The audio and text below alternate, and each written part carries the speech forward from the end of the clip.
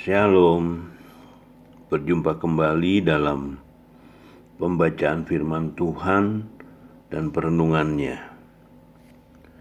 Pembacaan hari ini diambil dari Matius 21 ayat 22. Judul perikop, Yesus mengutuk pohon ara. Demikian firman Tuhan.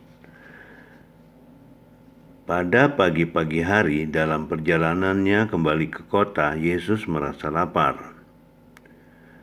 Dekat jalan, ia melihat pohon ara lalu pergi ke situ.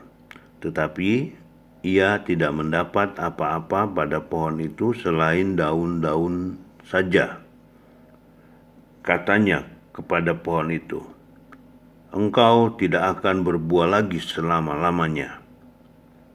Dan seketika itu juga keringlah pohon ara itu. Melihat kejadian itu, tercenganglah murid-muridnya lalu berkata, "Bagaimana mungkin pohon ara itu sekonyong-konyong menjadi kering?"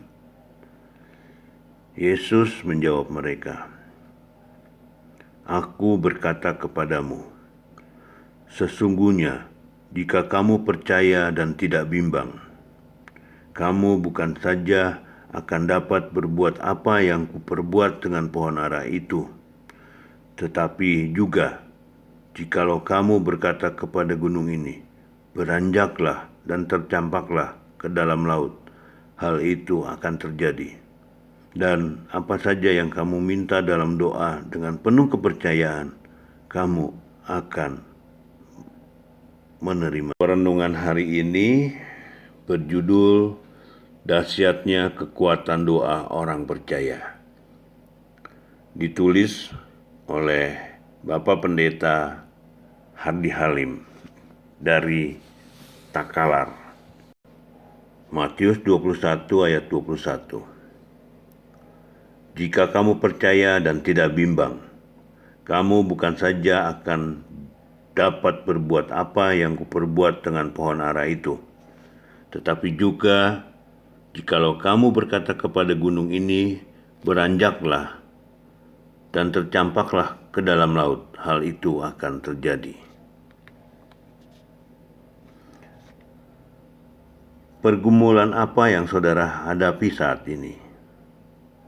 Mungkin saudara sedang bergumul dengan sakit penyakit yang belum sembuh, masalah ekonomi keluarga yang tak kunjung membaik, atau kemerosotan dalam hal keuangan, masalah anak-anak yang makin susah diatur,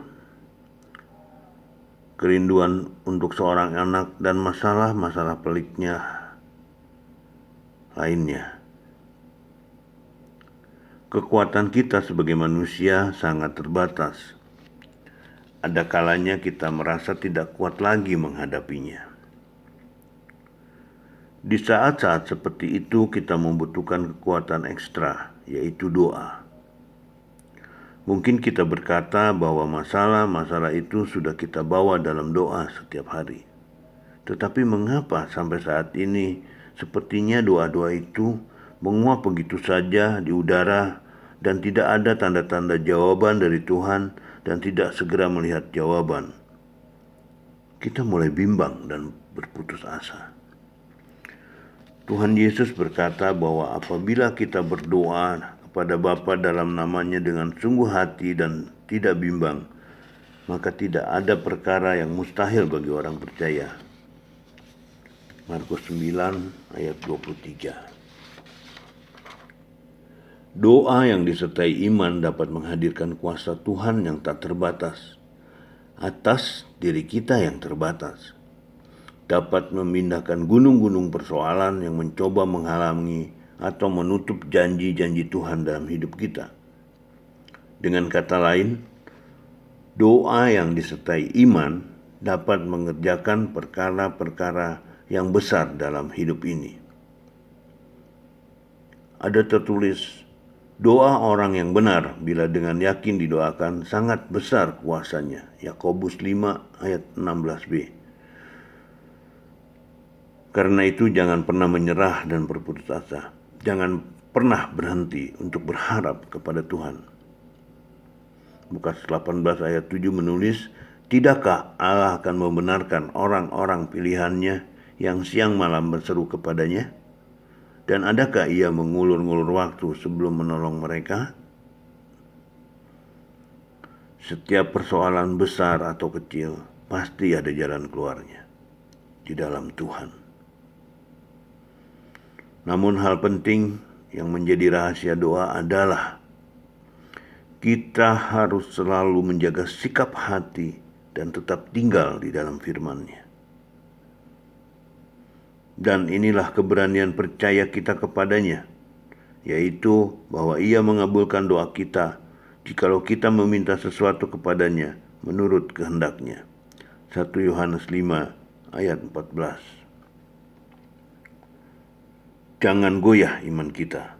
Terus mengimani dan memperkatakan firman Tuhan, meski keadaan seolah-olah belum berubah.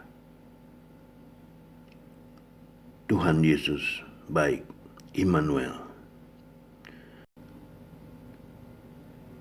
Sebelum kita akhiri, mari kita berdoa.